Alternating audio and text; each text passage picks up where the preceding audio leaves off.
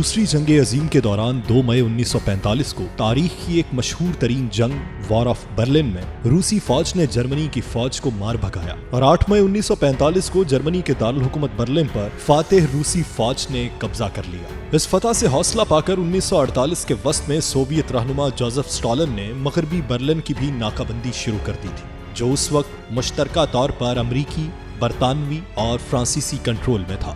اگرچہ اس وقت تو دونوں جانب سے شہر میں محاذ آرائی سے گریز کیا گیا، لیکن اس بحران نے سوویت طاقت کا مقابلہ کرنے کے لیے اتحاد کی تشکیل میں تیزی پیدا کر دی تھی۔ سرد جنگ کے آغاز کا زمانہ تھا جب 4 اپریل 1949 کو امریکی دارالحکومت واشنگٹن ڈی سی میں نیٹو اتحاد کی بنیاد رکھی گئی۔ North Atlantic Treaty Organization NATO نامی اس اتحاد میں ابتدائی طور پر امریکہ اور برطانیہ کے ساتھ France, Italy, Canada, Norway, Belgium, Denmark, Netherland, Portugal, Iceland اور لگزمبرگ شامل تھے۔ اس اتحاد کا بنیادی مقصد اس وقت کے سوویت یونین یعنی آج کے روس سے نمٹنا تھا، کیونکہ اس جنگ میں ایک فاتح کے طور پر ابھرنے کے بعد سوویت فوج کی ایک بڑی تعداد مشرقی یورپ میں موجود رہی تھی اور ماسکو نے مشرقی جرمنی سمیت کئی ممالک پر کافی اثر و رسوخ قائم کر لیا تھا۔ 1952 میں اس تنظیم میں یونان اور ترکی کو شامل کیا گیا، جبکہ 1955 میں مغربی جرمنی بھی اس اتحاد میں شامل ہوا۔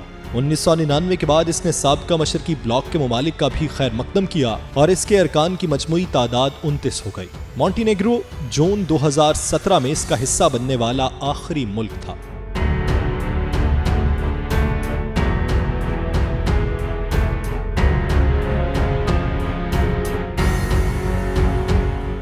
نیٹو کے قیام کا اصل مقصد کیا تھا؟ اگرچہ نیٹو کے منشور کے مطابق اس کے قیام کا بنیادی مقصد شمالی اٹلانٹک کے علاقے میں استحکام اور بہبود کو فروغ دے کر اپنے رکن ممالک کی آزادی، مشترکہ ورثے اور تہذیب کی حفاظت کرنا ہے، مگر حقیقت یہ ہے کہ اس کے قیام کی واحد وجہ اس وقت کے سوویت یونین کو یورپ سے دور رکھنا تھا۔ نیٹو معاہدے میں یہ طے ہوا کہ نیٹو کے ایک رکن ملک کے خلاف مسلح حملہ ان سب کے خلاف حملہ سمجھا جائے گا اور یہ تمام ممالک ایک دوسرے کی مدد کریں گے۔ عملی طور پر یہ اتحاد اس بات کو بھی یقینی بناتا ہے کہ یورپی رکن ممالک کی سلامتی شمالی امریکہ کے رکن ممالک کی سلامتی سے جدا نہیں۔ اس تنظیم نے اپنی ابتدا سے ہی سوویت یونین اور کمیونزم کو اپنی سلامتی کے لیے سب سے بڑے خطرے کے طور پر دیکھا ہے۔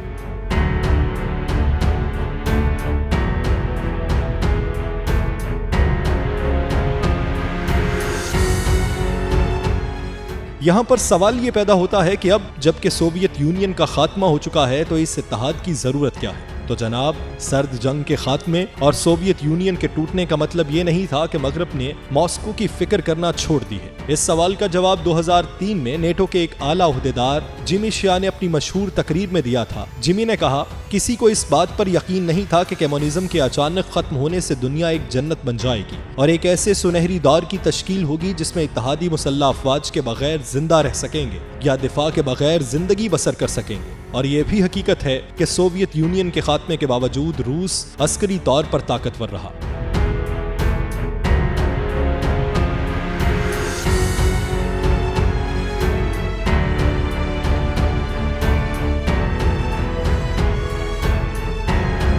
چھبیس دسمبر 1991 کو جب سوویت یونین ختم ہو گئی تو اس کے بعد نیٹو نے اپنا کردار دنیا بھر کے تنازعات میں ایک مداخلت پسند تنظیم میں بدل دیا۔ اس کی فوجی کارروائیوں میں بوسنیا اور کوسوو میں سربیا کی افواج کے خلاف فضائی مہم کے علاوہ بحری ناکہ بندی اور امن فوج بھی شامل تھی۔ 2001 میں نیٹو نے پہلی بار یورپ کے باہر اپنی کارروائیاں کی جب اس نے 11 ستمبر کے حملوں کے بعد افغانستان میں بھیجی گئی اقوام متحدہ کی منظور شدہ اتحادی فوج کی اسٹریٹجک کمانڈ سنبھالی۔ افغانستان سے ممکنہ فوجی انخلاء کے بعد نیٹو کا مستقبل کیا ہوگا؟ اس سوال کے جواب کا انحصار صرف اس بات پر ہے کہ خطے میں روس کی پوزیشن کیا ہوگی۔ ملکی اور بین الاقوامی تاریخ اور اس کی حال و مستقبل سے جڑی کہانی جاننے کے لیے نقطہ کو سبسکرائب کیجیے اور دیکھتے رہیے نقطہ ماضی۔